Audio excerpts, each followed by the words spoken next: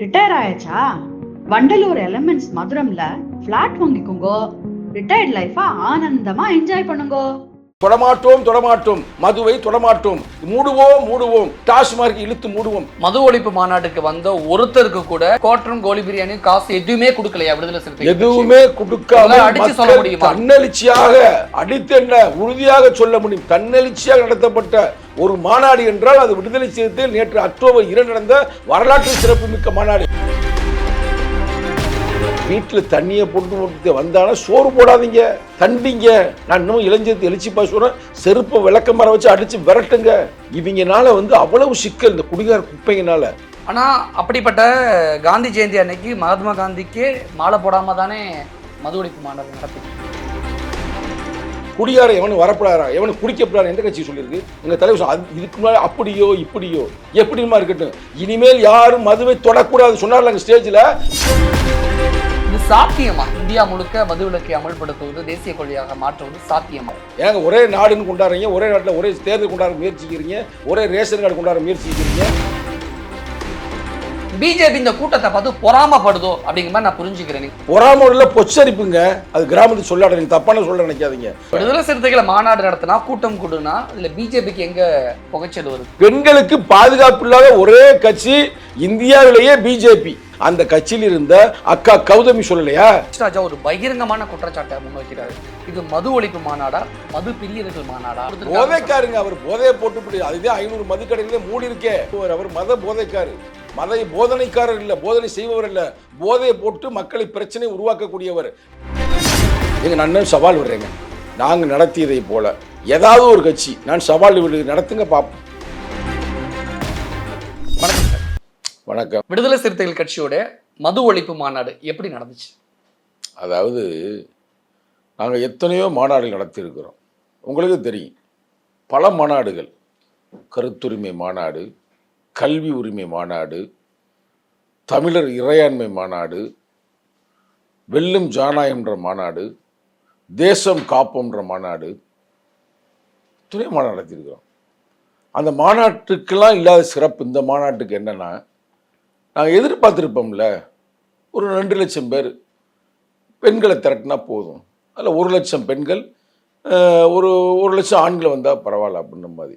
ஆனால் பெண்கள் மட்டுமே 3 லட்சத்திற்கு மேலே. அப்போ இது மகளிர் மாநாடா? மது ஒழிப்பு பெண்கள் மட்டுமே 3 லட்சம் பேர், ஆண்கள் அது ஒரு 3 லட்சம், இப்படி 5-6 லட்சம் மக்கள் அங்கே திரண்டு வந்திருக்கிறாங்க. நீங்கள் கேட்குற கேள்வி கரெக்டு தான், மது ஒழிப்பு மாநாடு தான். அந்த மது ஒழிப்பு மாநாடு யார் நடத்துறதுன்னா மகளிர். ஏன் மகளிர் நடத்துகிறோம்னா, இன்னைக்கு யோசித்து பாருங்கண்ணே, புரட்சி அம்பேத்கர் சொன்ன கருத்து தான்.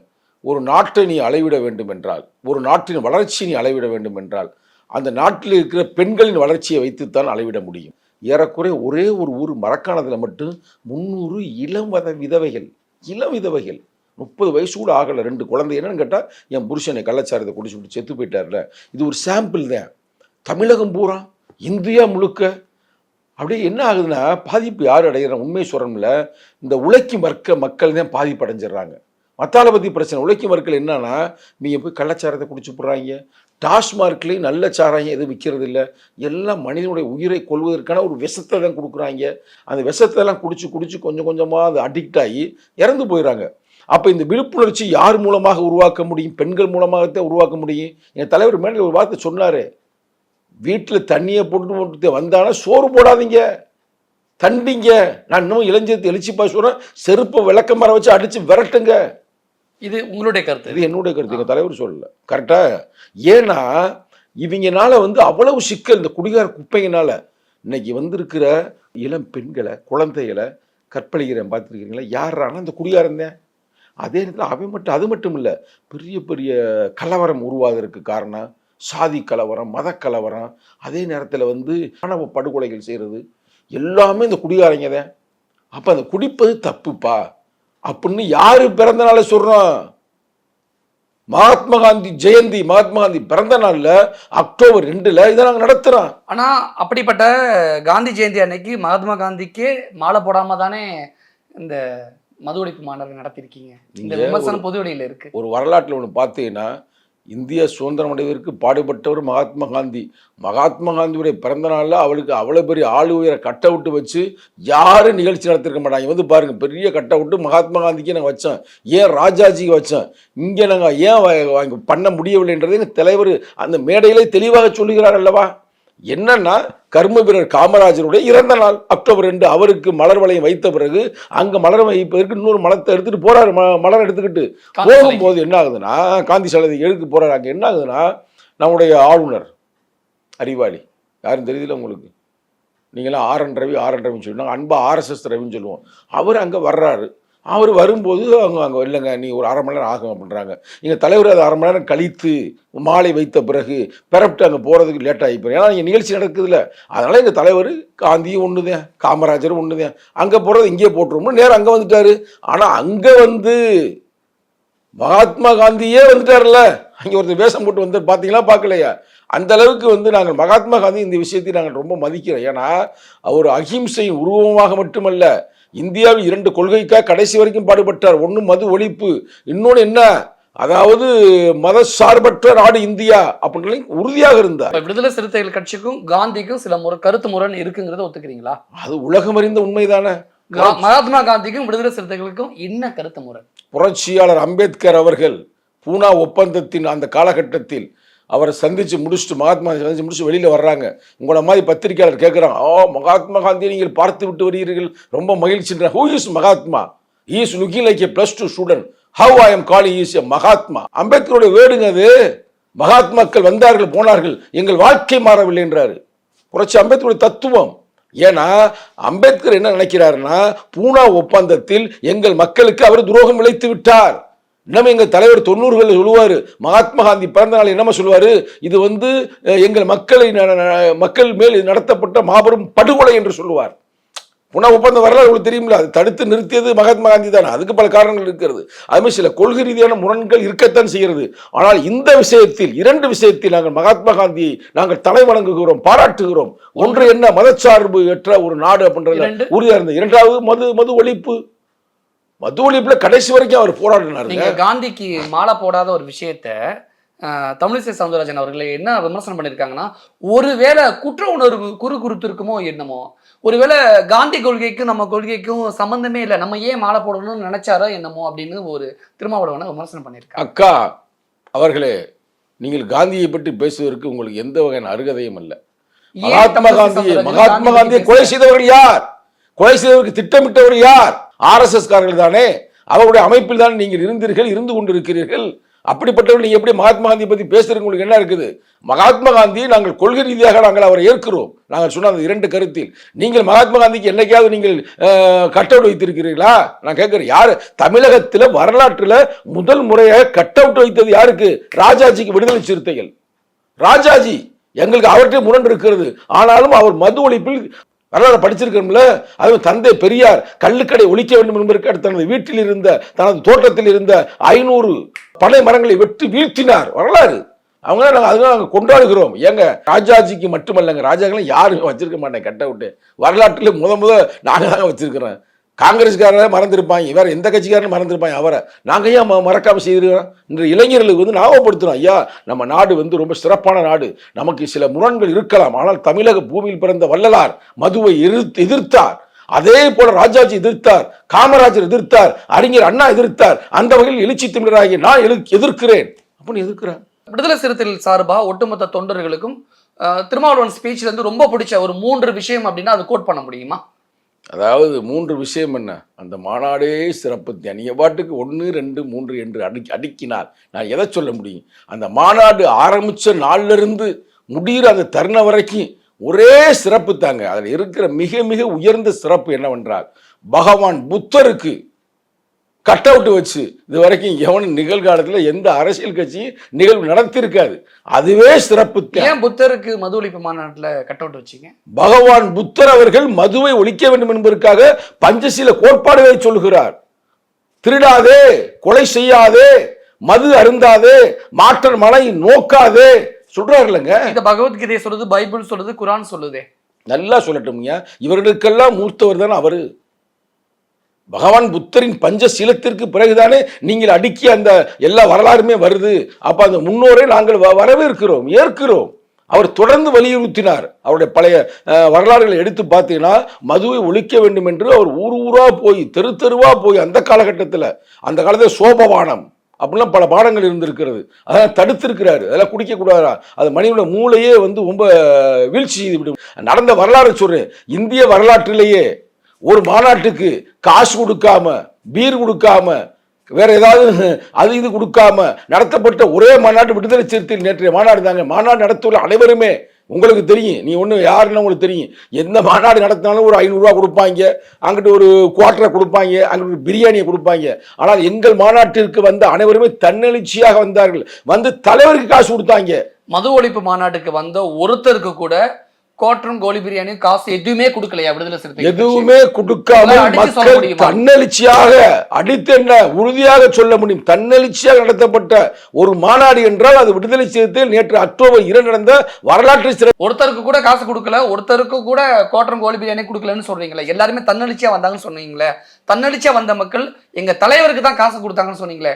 எவ்வளவு காசு கொடுத்தாங்க? அப்படி மக்கள் வந்து தர்றாங்க. அவன் வேணா வந்து அதனே மாநாடு நடத்துங்கன்னு ஒவ்வொரு இதுல மாவட்டத்தில் இருந்து அவன் மாவட்ட செயலர் தர்றேன். பல மாவட்ட செயலர்கள் அது என்ன கணக்கு பண்ணி நாங்க சொல்றோம். அவன் தன்னெழுச்சியா கொடுக்குறேன். ஆனா இந்த 50,000 ரூபாய் வச்சுக்கோங்க, இந்த 25,000 வச்சுக்கிறேன். ஆமா, மாநாட்டு கட்சி நிதியாக அவ்வளவு கொடுக்க. ஏன் கொடுக்குறாங்கன்னா இப்ப அவங்களுக்கு வீட்டுல நேரடியா பாதிப்படைகிறாங்க. அவங்க குடும்பத்துல தகப்பன் ஒரு குடும்பத்துல குடிகார குப்பனை இருக்கும்போது அந்த குடும்பம் பாதிக்குது.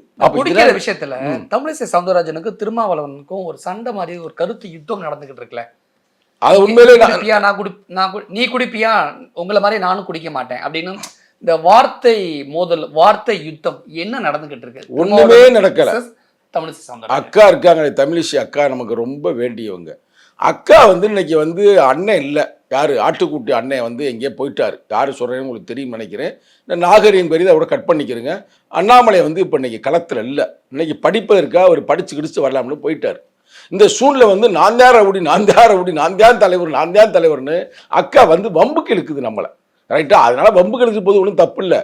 நான் ஓப்பனாக சொல்லிட்டேன். காந்தியை போய் அங்கே நாங்கள் மலர் வளையம் வைக்காமல் போனது காரணம் இதே காரணம் மேடையிலே சொல்லியாச்சு. அப்புறம் அக்கா ஒரு டைலாக்கை விடுது, இப்போ ஒரு டைலாக்கை விடுது. என்ன புரிஞ்சுக்க முடியலன்னா, மது ஒழிப்பு மாநாட்டை பத்தி நிறைய அரசியல் கட்சிகள் நிறைய விதமான கருத்துக்களை சொன்னாங்க.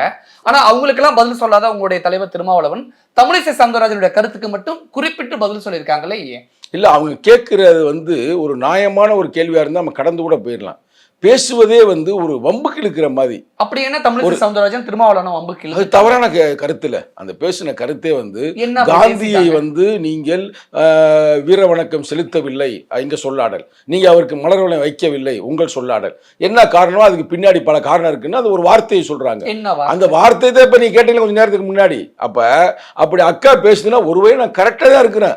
எல்லா கட்சிக்காரனும் வாய மூடி கிடைக்கும் போது பிஜேபி மட்டும் பாஞ்சு வருதுன்னா ரெண்டு விஷயம் தான். ஒன்று மெயின் ஸ்ட்ரீம்க்கு வரணும், அக்காவை பத்தி பேசணும். இன்னொன்று நாங்கள் கொண்ட கொள்கையில கரெக்டாக இருக்கிறோம். இது எப்படி அந்த மாநாட்டில் அப்படியே சேலையை கட்டிக்கிட்டு அப்படி வர்றாங்களே, பல லட்சம் பெண்கள் வர்றாங்களே, இது எப்படி சாத்தியமா, என்ன இது அப்படின்னா அவங்களுக்கே ஒரு இதுதானே. நான் இதை எப்படி புரிஞ்சுக்கிறேன்னா, விடுதலை சிறுத்தைகள் நடத்தின மது ஒழிப்பு மாநாட்டுக்கு கிட்டத்தட்ட பெண்கள் 3 லட்சம் பேர், ஆண்கள் 3 லட்சம் பேர், கிட்டத்தட்ட 6 லட்சம் பேர் திரண்டு வந்திருக்காங்க. பிஜேபி இந்த கூட்டத்தை பார்த்து பொறாமப்படுதோ அப்படிங்கிற மாதிரி நான் புரிஞ்சுக்கிறேன். நீங்க சொல்ல அழகா சொல்றீங்க. பொறாம பொச்சரிப்புங்க. அது கிராமத்து சொல்லாடல். நீங்க தப்பான சொல்ல நினைக்காதீங்க.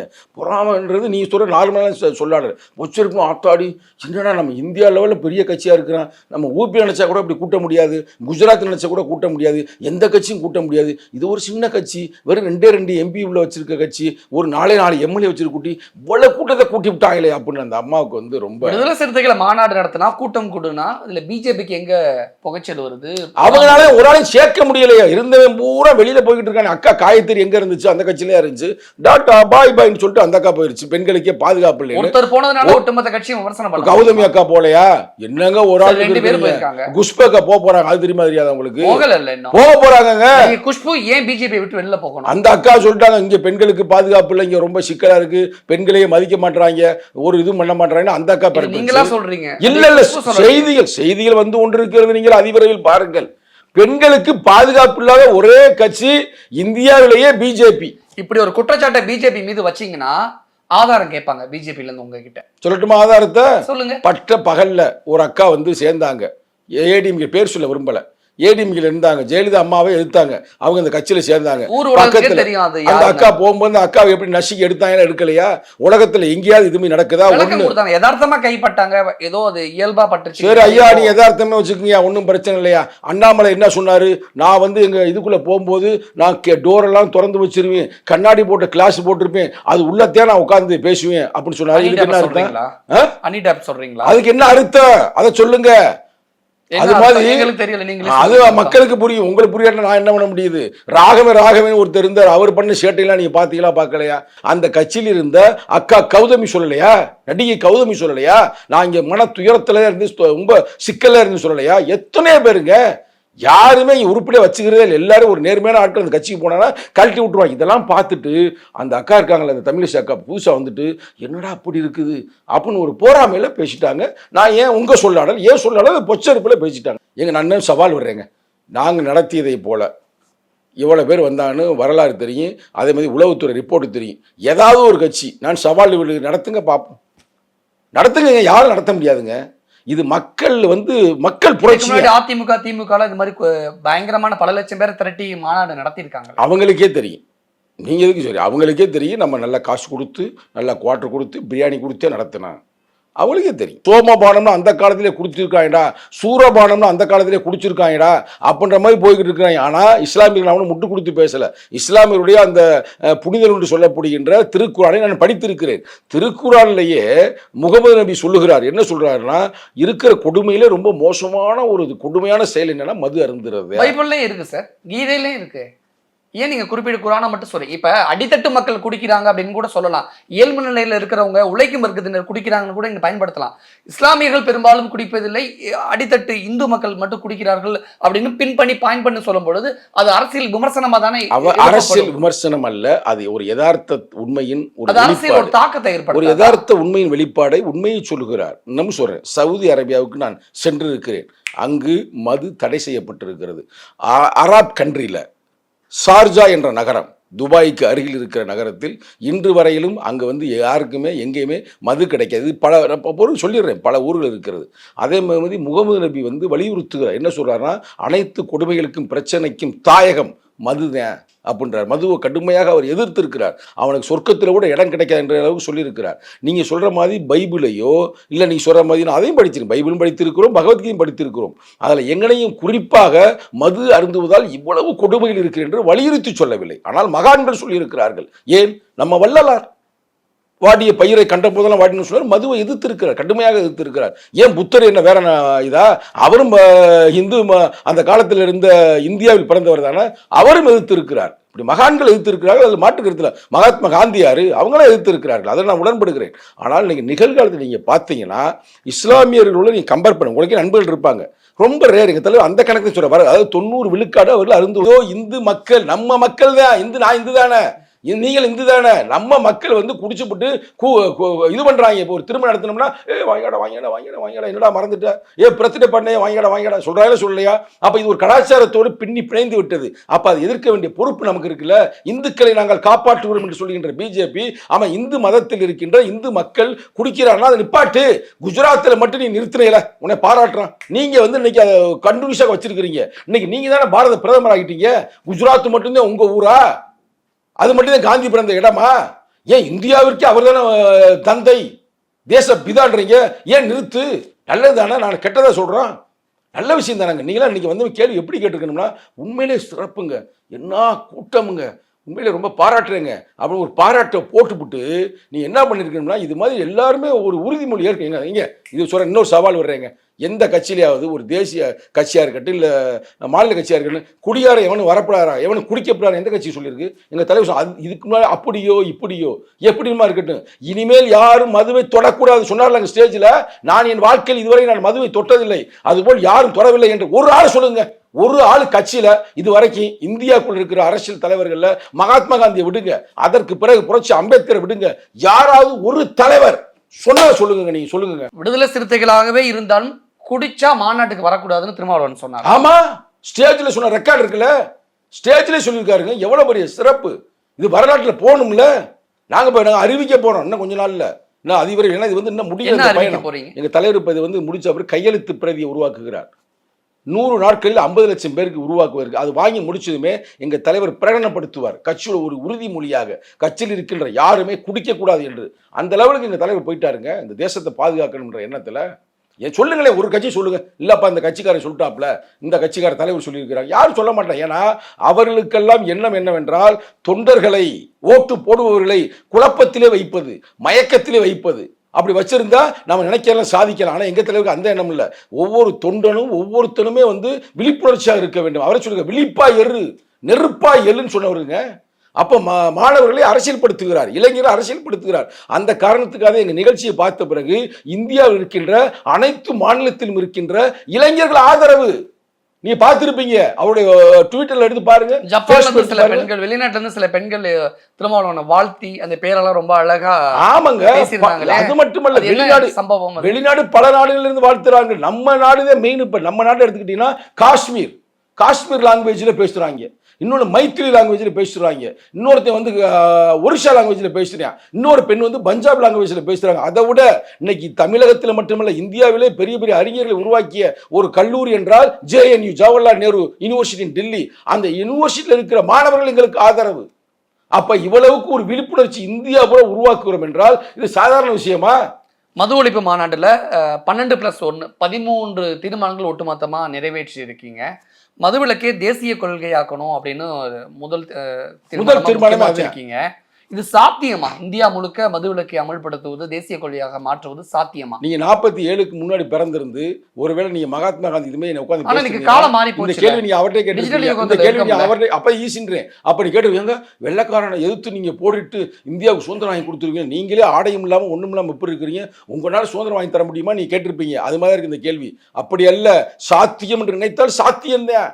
நம்ம மக்களுக்காக போராடுறோம். அப்ப மக்கள் புரட்சியை உருவாக்கும் பொழுது மாநிலத்திலேயோ மத்தியிலேயோ ஆளுங்கட்சியா இருக்கக்கூடியவங்க யாருமே சொல்லாத பொழுது மாநிலத்துல ஒரு கூட்டணியில இருக்கக்கூடிய ஒரு கட்சியோட இந்தியா கூட்டணி ஒருவேளை வெற்றி பெற்று மீண்டும் ஆட்சி அதிகாரத்திற்கு வந்தால் நிச்சயமாக ராகுல் காந்தியிடம் நாங்கள் வலியுறுத்துவோம். இந்தியாவில் பூரண மதுவிலக்கை உருவாக்க வேண்டும் என்று ஒரு தேசிய சட்டத்தை உருவாக்கு. அரசியலமைப்பு சட்டம் உறுப்பு 47 பிரகாரம் ஒரு மது ஒழிப்பு ஒரு தேசிய சட்டத்தை அறிவிப்போம். அறிவிச்சா முடிஞ்சு போச்சுல. ஏங்க ஒரே நாடுன்னு கொண்டாடுறீங்க, ஒரே நாட்டில் ஒரே தேர்தல் கொண்டாட முயற்சிக்கிறீங்க, ஒரே ரேஷன் கார்டு கொண்டாட முயற்சிக்கிறீங்க, இது மாதிரி கொண்டாட முயற்சிக்கும் பொழுது ஏன் நாட்டில் பூரண மதுவிலக்கு? உங்களுக்கு ரோல் மாடல் இருக்குல்ல. பீகாரில் இப்போ இன்னைக்கு பூரண மதுவிலக்கு, குஜராத்தில் பூரண மதுவிலக்கு, உங்கள் ஆட்சி இடத்துல ஏன்? உண்மையிலே அவர் இந்து மக்களை காப்பாற்றுவது உண்மை என்றால், இந்துக்களை நேசிப்பது உண்மை என்றால், இறை சக்தியெல்லாம் நேசிப்பது உண்மை என்றால் ஒரே கையெழுத்து தான். யாரும் மது விற்கக்கூடாது. போட்டு விட்ற சொல்லுங்க. போட்டா பல மாநிலங்கள்ல அதை நம்பித்தானே இங்க வருமானமே இருக்கு, அதை நம்பித்தானே மக்கள் நல திட்டங்களே இருக்கு. அப்ப குஜராத் எப்படி, பீகார் எப்படி, நீ சொல்லுங்க. எங்கி கொண்டு தானே இருக்கு. இப்ப குஜராத் நல்லா தான் இருக்குன்னு தானே சொல்றாங்க. குஜராத் மாடல் எடுத்த உடனே பூரண மதுவிலக்கு நாடு முழுவதும் அமல்படுத்திட்டா அது வரைக்கும் குடிக்க அடிமையா இருந்தவங்களுடைய நிலைமை, அவங்களுக்குலாம் பூரண மதுவிலக்கை அமுல்படுத்தி அடுத்த நிமிடமே எல்லா இடத்துலையுமே அங்கே அவங்க சரி பண்ணுவதற்கான, மீட்டெடுப்பதற்கான மருத்துவமனைகள், அவங்களுக்கு சைக்காலஜிக்கலான இம்ப்ரூவ்மெண்ட் கொடுப்பதற்கான அந்த அமைப்புகள் எல்லாமே அதிலே இருக்கே. அது உள்ள நீங்க 13 நீங்க தெளிவாக படித்து பார்த்தீர்கள் என்றால் அதிலே இங்கே தெளிவாக சொல்லியிருக்கிறாரு அதற்கான என்னென்ன வேலைகள் செய்யுங்க. கொரோனா காலத்தில் இந்தியா முழுவதுமே மதுக்கடை மூடப்பட்டதா இல்லையா? இந்தியா முழுவதும் அப்போலாம் யாருக்கு ஒன்றும் பிரச்சனை இல்லை, நல்லா இருந்தாங்களே, குவாலிட்டி அப்போ தான் இருந்தாங்க. அப்போ அதெல்லாம் சாத்தியம்தான். ஆனால் என்னன்னா இவங்களுக்கு அதனால லாபம் கிடைக்கிற ஒரே காரணத்துக்காக மக்கள் எப்படி போனாலும் போயிட்டு போகிறாங்க. மனித வளம் எப்படி அழிந்தாலும் அழியட்டும் அப்படின்னு போகிறாங்க. அதுக்காக எங்கள் தலைவர் சொல்வார் மதுவை ஒழிப்போ மனித வளம் காப்போம்ன்றார். மனித வளத்தை பற்றி பேசிய ஒரே தலைவர் எழுச்சி தமிழ் வேலையை போடுங்க. மதுவிலக்கை அமல்படுத்தக்கூடிய மாநிலங்களுக்கு கூடுதலாக சிறப்பு நிதி ஒதுக்கணும்னு சொல்றீங்க. எந்த அடிப்படையில் நிதி கேட்குறீங்க? அந்த நிதியை வாங்கி எதுக்கு செலவிட போறீங்க? அதாவது நீங்கள் கேட்ட கேள்வி முக்கியமான கேள்வி, சிறப்பான கேள்வி. எப்படின்னா இப்போ மதுவை ஒளிடா அப்படின்னு சொன்னதுமே நிறைய அரசாங்கத்துடைய முதல்வர்கள், அது யாருமே நீ கற்பனை பண்ணிக்கிங்க, ஒன்றும் பிரச்சனை இல்லை. அவங்க என்ன சொல்கிறாங்கன்னா எங்களுக்கான நிதி பற்றாக்குறை ஆகிவிடுகிறது, நிதி கிடைக்காமல் போகிறது, நாங்கள் மக்களுக்கு எப்படி நலத்திட்டங்களை வழங்குவோம், மக்களுக்கான அடிப்படை தேவைகளை எப்படி நாங்கள் பூர்த்தி செய்வோம் கேட்குறாங்க. அதுதான் சொல்கிறோம். அப்படிப்பட்ட நாடுகளை நீங்கள் பாராட்டி அவங்களுக்கு நீங்கள் தேசியத்திலிருந்து ஒன்றிய அரசு நிதி வழங்கும் பொழுது அவங்க எங்கெங்கெல்லாம் கல்வியில் ரொம்ப பின்தங்கி இருக்கிறோமோ அங்கே கொடுக்கட்டும். எங்கெல்லாம் வந்து 100 நாள் வேலை திட்டத்தில் ரொம்ப சிறப்பாக இருக்கோ அதை நல்லா சிறப்பு பண்ணிட்டு இன்னும் ஊராட்சி மன்றங்களில் இருக்கிற நிதிகளை அங்கே ஒதுக்குங்க, இன்னும் மாணவர்களுக்கான படிப்புக்கு வழங்குங்க, அப்படின்னு எவ்வளோ செய்யலாமுங்க. பணத்தை வாங்குறதே பிரச்சனை, பணம் கிடைச்சாப்புல அதை நல்ல வழிக்கு நல்லா பயன்படுத்தலாம். மதுவை ஊக்குவிக்கும் திமுக அரசின் பிரதிநிதிகளோடு விடுதலை சிறுத்தைகள் அந்த மது ஒழிப்பு மாநாடு நடத்துது. இது மக்களை ஏமாற்றும் செயல் அப்படின்னு எச் ராஜா பகிரங்கமான குற்றச்சாட்டை முன்வைக்கிறார். இதுவரைக்கும் நல்ல கேள்வி கேட்டுக்கிறீங்க, நானும் நல்ல பதில் சொல்லிக்கிறேன், ஹேப்பியாக சொல்லிக்கிறேன், மகிழ்ச்சியாக சொல்லிக்கிறேன். நீங்கள் இப்போ ஒரு போதைக்காரர் ஒருத்தர் சொன்னாருன்னு சொல்லி போதைக்காரரை பற்றி எச் ராஜாவை ஏன் போதைக்காரன்னு ஒரு தெரியாது அந்த விஷயம். ஐய போதைன்றான மது ஒரு போதை இருக்குது, அதே மாதிரி மத போதை இருக்குது, சாதி போதை இருக்குது. அந்த போதை மது போதையை விட மோசமானது. மது போதை போட்டவனுக்கு மட்டும்தான் பிரச்சனை. ஆனா மது போதை இருக்கு பாத்தீங்களா, அந்த சமுதாயத்தை தீங்கு விளைவிக்கும். சாதி போதை மண்டல ஏறிச்சுன்னா பாப்பேன், டே வெள்ளை வெட்டி வெள்ளை சட்டை பட்டிருக்கியா வெட்டுறான்பாங்க. இங்க பாப்பேன், டே ரோட்ல திரிஞ்சவெல்லாம் குடிசையில் இருக்கானா தீய விடான்னு. அந்த புத்தி உள்ளவர்தான் நீங்கள் சொன்ன உங்களுடைய தோழர்னு வச்சுக்கல, உங்கள் நண்பர் வச்சுக்கிடுவோம், நீங்கள் அவரை வந்து எப்படியுமே நினச்சிக்கங்க. ஆனால் அவர் எங்கள் பார்வையில், உங்கள் பார்வை நல்ல பார்வையாக இருக்கலாம், எங்கள் பார்வையில் அவர் போதைக்கார், மது போதைக்காரர். அவர் கேட்ட கேள்விக்கெல்லாம் நீங்க என்ன வந்து கேள்வி கேட்குறீங்களா? ஆனா எச் ராஜா சொல்றது நியாயமா இருக்கு. திமுக அரசு வந்து கிட்டத்தட்ட 500 மதுக்கடைகளை மூடுவதா சொல்லிவிட்டு 1000 தனியார் உரிமையாளர்களுக்கு வந்து அனுமதி கொடுத்திருக்காங்க. தப்பான அவர் வாட்டு டைலாக் அடிப்பாரு, போதையில் அடிக்கிறல ஏதாவது அடிப்பாரு. அவர் போதையை போட்டு அதுதான் 500 மதுக்கடையிலே மூடி இருக்கே. அது வந்து போதைக்கார் பயங்கர போதைக்கார். அவர் விரும்புவார், அவர் அந்த வார்த்தை விரும்புவார், அவர் மத போதைக்காரு. ஐயா இது மாதிரி மக்கள் எழுச்சி பரப்பிடுச்சு, அவங்க நிறுத்துற மாதிரி இல்ல, தொடர்ந்து அவங்க போராட்டத்தை அறிவிக்க போறாங்க. நம்ம அதிவிரைவில் அறிவிக்க வேண்டும் மது ஒழிப்பு திட்டத்தை அப்படின்னு நிச்சயமா அந்த அட்டவணை வழங்குவார்கள். அட்டவணைனா என்ன அட்டவணைனா, பூரண மதுவிலக்கு உருவாவதற்கான கால அட்டவணை. நாங்கள் திடீர்னு ஒரே நாளில் ஒரே கையெழுத்து நாங்கள் சொல்லலை, ஒரு அட்டவணை வழங்க. இப்போ ஒரு ஃபார் எக்ஸாம்பிள் இப்போ ஒரு 45,000 கடை இருக்குன்னா அப்படியே ஒரு 30,000 கடை ஆக்குங்க, 30 அப்படி 20 ஆக்குங்க, 10 ஆக்குங்க, அப்படி குறைங்க அப்படின்னு கால அட்டவணை நிச்சயமா வழங்குவார்கள். ஒரு பக்கம் நீங்க மது ஒழிப்பு மாநாடு நடத்திக்கிட்டு இருக்கீங்க, இன்னொரு பக்கத்துல எச் ராஜா ஒரு பகிரங்கமான குற்றச்சாட்டை முன்வைக்கிறாரு. இது மது ஒழிப்பு மாநாடா மது பிரியர்கள் மாநாடா அப்படின்னு மிகப்பெரிய கேள்வி எழுப்புறாரு. போதக்கார் கேட்கறதுக்கு திருப்பி நீங்க அங்கேயே போய் நிற்கிறீங்க. ஏங்க அந்த மாநாட்டுடைய மேடையிலேயே நின்று இங்கே தலைவர் சொல்றாரு, அப்படியே இப்படியே இது வரைக்கும் இருந்திருக்கலாம், இனிமேல் யாரும் மதுவை தொடக்கூடாதுன்னு பிரகடனப்படுத்துகிறார். அவள் ஒரு வரலாற்று ரீதியான ஒரு மாபெரும் புரட்சி உருவாகி இருக்கிறது. மது அருந்தாத ஒரு சமுதாயத்தை படைப்பதற்காக நாங்கள் பாடுபட்டு கொண்டிருக்கிறோம். இந்த நேரத்தில் அவர் வந்து அப்படி டைலாக் விடுறாருன்னா அப்போ நான் சொல்கிறது கரெக்டு தானே? நீங்கள் மாநாடு நடத்துறது உங்களுக்கு துப்பு இல்லை, அது வேறு பிரச்சனை. ஒரு கருத்தரங்கு உள்ளரங்கத்தில் கூப்பிட்டு பெண்களை எல்லாம் அழைத்து நாங்கள் குடிக்க மாட்டோம், மதுவை நாங்கள் குடிக்க மாட்டோம், தொடமாட்டோம், மதுவை தொடமாட்டோம், மூடுவோம், டாஸ்மார்க் இழுத்து மூடுவோம் சொல்லுங்க. தைரியம் இருந்தா பிஜேபியை சொல்றீங்களா? நான் அவரை தான் சொல்றேன், போதக்காரரை தான் சொல்றேன். தைரியம் ஆமா, அவர் தலைமையில யாரோ ஒரு ஆள் சொல்லி நல்ல விஷயம் தானே. பிஜேபியோட கொள்கையும் பூரண மதுவிலக்கு. வாயில சவுடா விடக்கூடாது, வந்து களத்துல நிக்கணும், போராடு, கூட்டத்தை கூட்டி காட்டு தைரியம் இருந்தா அப்ப நாங்க உங்களை பாராட்டுறோம். அவர்கள் வந்து இந்த நாடை முன்னேற வேண்டும் என்று என்னைக்குமே யோசித்ததல்ல. அவங்க மட்டும் முன்னேறணும், இந்து மக்கள் கூட மகிழ்ச்சியாக இருக்கணும், இந்து மக்கள் நல்லா இருக்கணும் கூட விரும்புறதில்லை, அவங்க நல்லா இருக்கணும். யார்? அந்த குறிப்பிட்ட அந்த சுரண்டல்வாதி, அந்த குறிப்பிட்ட விழுக்காடு உள்ள அவர்கள் மட்டுமே மகிழ்ச்சியாக இருக்க வேண்டும் என்று திட்டமிட்டு செயல்படக்கூடியவர்கள். இது நான் சொல்லலை, இது இந்தியாவில் இருக்கிற எல்லா புரட்சியாளரும் சொல்லிவிட்டார்கள். பெண் வாக்காளர்களை கருத்தில் கொண்டு திசை திருப்பு முயற்சியாகவும் குற்றவாளிகளை காப்பாற்றும் நோக்கத்தில் தான் ஒரு கட்சி இன்னைக்கு மது ஒழிப்பு மாநாடு நடத்துதுன்னு எச் ராஜா குற்றம் சாட்டியிருக்கு. குற்றவாளியை காப்பாற்றும் நோக்கம்னா யார் இங்க குற்றவாளின்னு ஒரு கேள்வி இருக்காது. குடிகாரம் பேச்சு விடிஞ்சா போச்சு. எனக்கு தெரிஞ்சு எச் ராஜா குடிக்க மாட்டார். பழமொழி நான் அவர் குடிக்கிறாருன்னு சொன்னேன். அவர் அதெல்லாம் பெரிய குடிக்காரு. என்ன குடிக்காருன்னா மதத்தை குடிச்சுக்கிட்டு இருக்கிறாரு, மத போதையில் இருக்கிறாரு, மதம் பிடிச்ச குற்றவாளி காப்பாற்றுவதற்காக மது ஒழிப்பு மாநாடு. யார் அந்த குற்றவாளி? அந்த குற்றவாளி என்ன குற்றம் செய்ய கேள்வி இருக்குல்ல, இதை நீ அவர்கிட்ட கேட்கணும். ஆனால் எங்களுடைய பார்வையில அவர் மத குற்றவாளி, அவரே போதை குற்றவாளி. அவர் சொன்ன கருத்துக்கு நம்ம சொல்ல முடியாது. அவர் ஏதோ உளர்றாரு, போதையில் உளர்ற மாதிரி அவர் மதத்தில் உளர்றாரு. உளர்வதற்கெல்லாம் பயிர் சொல்லி கொண்டிருப்பதற்கு நமக்கு நேரமும் இல்லை, காலமும் இல்லை. ஒட்டுமொத்த அரசியல் கட்சி சார்பாக இந்த கேள்வியை கேட்கிறேன்.